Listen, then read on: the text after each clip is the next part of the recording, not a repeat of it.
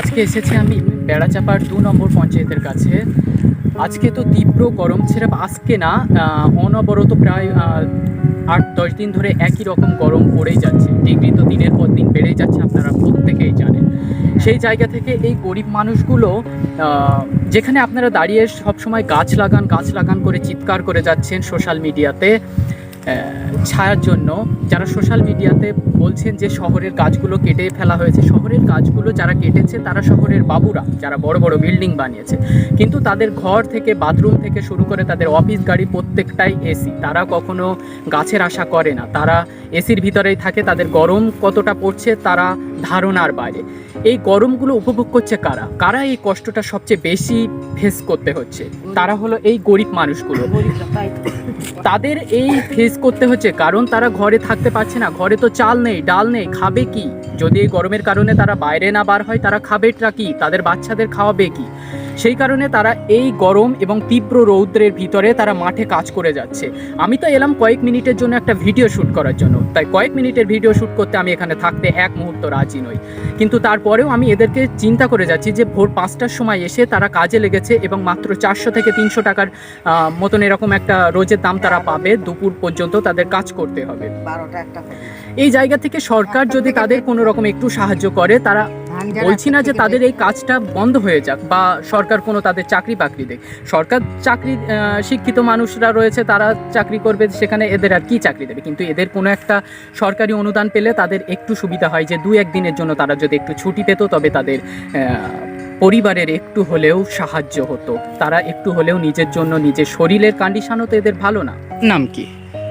আমার নাম লিচুবালা মুন্ডা। লিচুবালা মুন্ডা। আপনি পরিবারে আপনার কতজন? আমরা এখন বর্তমান দুজনা, মা ছেলে। তো ছেলে কোনো কাজ করে না? ছেলে কাজ করে না। ছেলে লেখাপড়া শিখেছে অনেকটা, কিন্তু ছেলের বড় অপারেশন বলে এ রোদে আমি কাজ করতে আসতে দিচ্ছি না। পেটে অপারেশন, পেট ছেলা। আপনার নাম কি দিদি? আমার নাম জামনি মণ্ডল। জামনি মণ্ডল। আপনার পরিবারে কতজন? দুজন।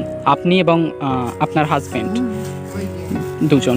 তো এই দুজনে কাজ করছেন, এরপরে তো দাদা তো বাড়ি গিয়ে বিন্দাস শুয়ে পড়বে, এবার আপনাকে তো লড়তে হবে, রান্না করতে হবে সব গরমে গিয়ে। এত কষ্টের ভিতরেও আপনাকে গিয়ে রান্না করতে হবে। আমি আমার জায়গা থেকে আমার যতটুকু করার মতো আমি চেষ্টা করছি, কিন্তু তাদের আমি কতটুকু কি করতে পারবো জানি না। তবে এই তীব্র রোদের ভিতরে আমি ওপারে, ক্যামেরার ওপারে যারা দেখছেন তাদেরকে আমি বলছি যে এত রৌদ্রের ভিতরে যদি আপনাদের একান্তই বাইরে না বেরোলে হয়, তবে বাইরে বার হন না। তো এদের মতন এদের তো পেটের জ্বালায় বার হচ্ছে, কারণ ঘরে থাকলে এরা এমনিতেও মরবে, মাঠে আসলেও মরবে, মরতে এদের হবে। হ্যাঁ, ঠিক বলেছেন। ঘরে থাকলে না খেয়ে মরবে, আর মাঠে আসলে রৌদ্রে মরবে। আমি যে আপনাদের এই সামান্য একটু লস্যি খাওয়ালাম, আপনারা খুশি তো? হ্যাঁ হ্যাঁ হ্যাঁ হ্যাঁ হ্যাঁ, খুব খুশি, খুব খুশি। হ্যাঁ, গোবিন্দ তোমার ভালো রাখুক, ভালো। আর আমি চেষ্টা না, আমি তোমরা ভগবান বলছো, আমরা বলছি গোবিন্দ। হ্যাঁ হ্যাঁ, ঠিক আছে, একই সেই একই। আমার তোমার সৃষ্টি সেই দিদি। তো আপনারা আমার জন্য আশীর্বাদ করবেন, আর আমি চেষ্টা করব আপনাদের জন্য কিছু করার। আচ্ছা। তাদের ভিতরে মিল মহব্বতটা দেখেন, তারা একে অপরের সঙ্গে খাবার ভাগাভাগি করে খাচ্ছে এবং আমাকেও খাওয়ার আহ্বান জানিয়েছে। এটা অল্প করে দেন, কয়েকটা।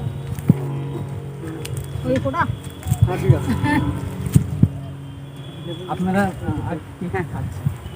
আলু সিদ্ধ। আলু সিদ্ধ হোটেল দিয়ে ভাত এনে দিয়েছে। এই নাও। বললাম আমি কিছু আনিনি, একটুখানি। তারা আমাকে খাবার দিয়েছে, পটলের তরকারি আছে, ডিম আছে এবং সিদ্ধ আলু। তারা ভাবছিল যে আমি বোধহয় তাদের দেওয়া খাবার খাবো না, কারণ তারা ভাবছিল যে আমরা নিচু জাত, আমাদের খাবার সে খাবে না। কিন্তু আমার কাছে নিচু জাত উঁচু জাত বলে কিছুই হয় না। আমার কাছে মানব জাতটাই আসল জাত। আমরা যে মানুষ, এটাই হলো আসল। তো তাদের খাবার খেলাম এবং খুবই সুস্বাদু ছিল খাবারটা। শুধু সুস্বাদু ছিল সেটাই নয়, তারা যে ভালোবেসে খাবারটা আমাকে দিয়েছে, পান্তাটা, তো এটা একটা ভীষণ একটা পাওয়া। যখন কোথাও আমি ভিডিও করতে যাই আমি তাদের সঙ্গে মিশে যাই, একেবারে তাদের মতো হয়ে যাই। কারণ তাদের মতো হয়ে গেলে তাদের মনের কথা বোঝা যায়, তাদের ভিতর থেকে বোঝা যায় যে তারা কি চায়, কি বলতে চায়, আসলে তারা কতটা কষ্টের ভিতরে আছে সেটা বোঝানো যায় এবং ভিডিওতে তোলা যায়। তারা আমায় আমন্ত্রণ জানালো তাদের বাড়িতে। নিশ্চয়ই যাব, কোনো একদিন সুযোগ হলে নিশ্চয়ই যাব।